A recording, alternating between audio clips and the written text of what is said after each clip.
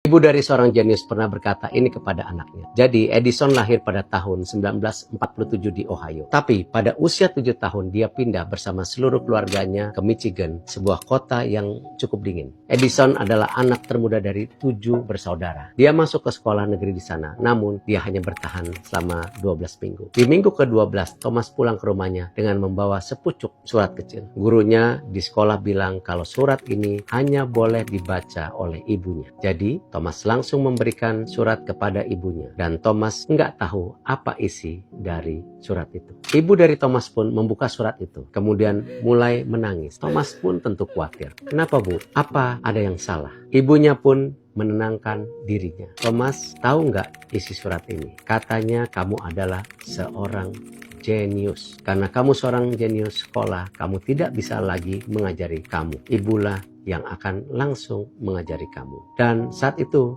mulailah ibu Thomas yang menjadi guru Thomas sendiri. Ibunya berjuang untuk menjadi guru yang baik. Sampai ketika Thomas berusia 11 tahun, ia sangat menyukai literatur dan sudah membaca banyak sekali buku. Pada usia 12 tahun, Thomas sudah membuat eksperimen dan proyek-proyek kecil. Dia terus bertumbuh dewasa sampai akhirnya sekarang ini dikenal sebagai Thomas Alva Edison, seorang penemu dan pengusaha sukses. Hal yang menyedihkan datang ketika Thomas berumur 24 tahun, ibunya meninggal dunia. Bersama kakak-kakaknya, Thomas membereskan barang-barang ibunya dan saat itu ia menemukan sepucuk surat kecil, surat yang ia bawa dari sekolah saat ia masih kecil. Ketika ia membuka surat itu untuk mengingat apa yang ibunya katakan kepadanya di saat Thomas menangis, karena isi surat itu tidak sama dengan apa yang dulu ibunya bilang ke Thomas. Surat itu berisi, Ibu, Thomas adalah seorang anak yang memiliki gangguan kejiwaan. Kami tidak bisa mengizinkan dia untuk kembali ke sekolah kami. Pesan moral dari cerita ini adalah pentingnya dukungan dari seorang tua, terutama dari seorang ibu dalam menghadapi kesulitan dalam